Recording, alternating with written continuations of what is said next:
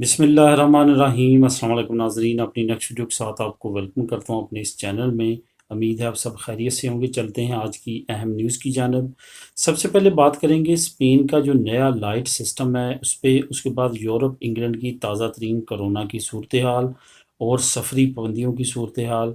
اس کے بعد اسپین، پرتگال اور جرمنی کی ڈبل نیشنلٹی سے متعلق جو ہے اہم پیش رفت، اس پہ بات کریں گے۔ پاروں کے بعد امداد کے لیے بھی نیا قانون اسپین کی طرف سے نافذ کر دیا گیا ہے، اس پہ بات کریں گے۔ اور آخر میں بات کریں گے یونان نے ایک نیا قانون پاس کیا ہے۔ اس کے ساتھ ساتھ اسپین کے ایک اہم شہر نے ڈرائیونگ لائسنس کے لیے امداد کا اعلان کیا ہے، اس پہ بات کریں گے۔ سب سے پہلے بات کر دیں اسپین کا لائٹ سسٹم۔ یہ سیم لائک جیسے انگلینڈ نے اپنے شہریوں کے لیے ایک سسٹم لانچ کیا تھا کہ وہ کن ممالک میں جا سکتے ہیں اور کن ممالک میں نہیں جا سکتے، اسی طرح اسپین نے کیا ہے، لیکن ملک کے اندر کچھ ایریاز ایسے ہوں گے جہاں پہ خدا نخواستہ اگر کرونا وائرس بڑھتا ہے اور ان ایریاز میں بہت زیادہ تعداد مریضوں کی بڑھ جاتی ہے، اب ایسا نہیں ہوگا کہ پورے صوبے کو لاک ڈاؤن کر دیا جائے گا، بلکہ اب ایسا ہوگا کہ اس خاص حصے کو لاک ڈاؤن کیا جائے گا جس حصے میں یہ کرونا وائرس کی تعداد بڑھتی ہوئی نظر آئے گی۔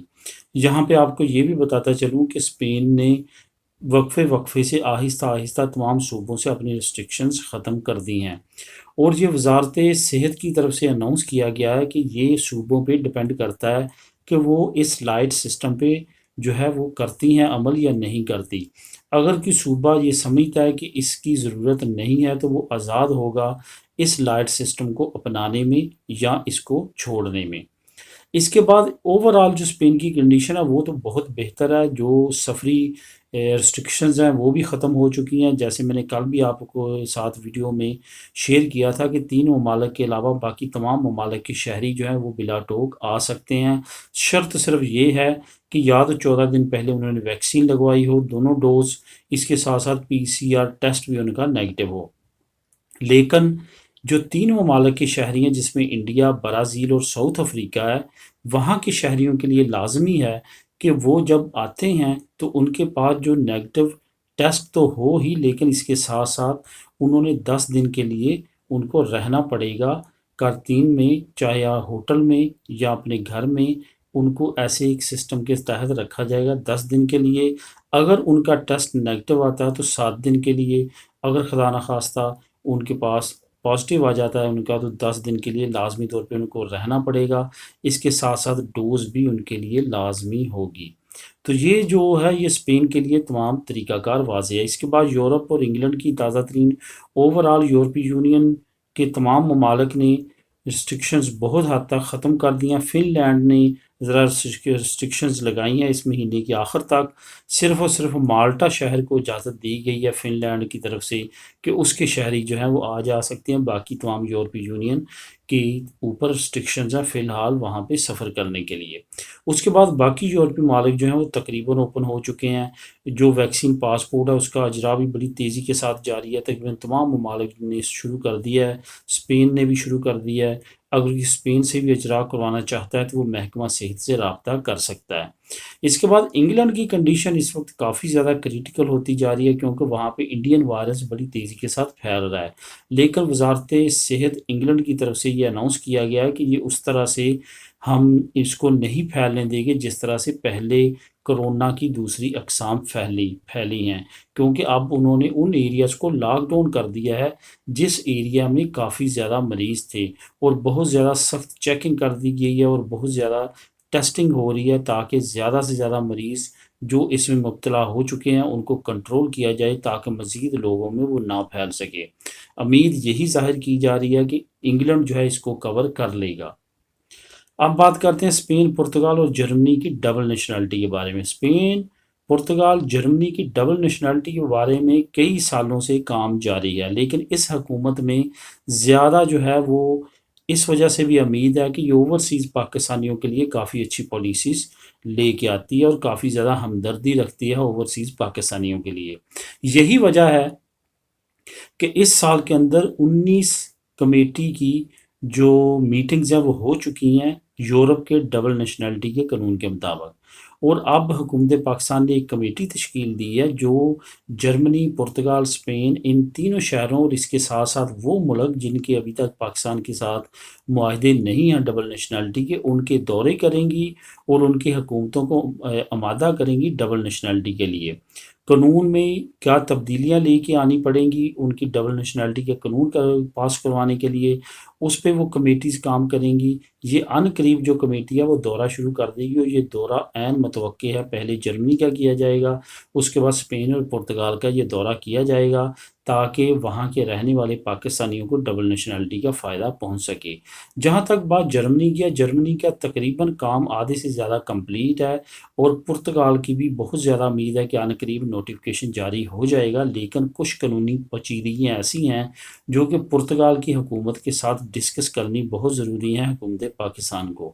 یہی وجہ ہے کہ انہوں نے ایک سٹینڈنگ کمیٹی بنا دی ہے جو اب دوروں کے دوران ان ممالک میں جو پرابلمز ابھی تک سامنے آ رہی ہیں ڈبل نیشنلٹی میں جو رکاوٹ ہے ان کو دور کریں گی اور ان کو حل کرنے کے لیے ڈبل نیشنلٹی کے قانون کی راہ ہموار کریں گی۔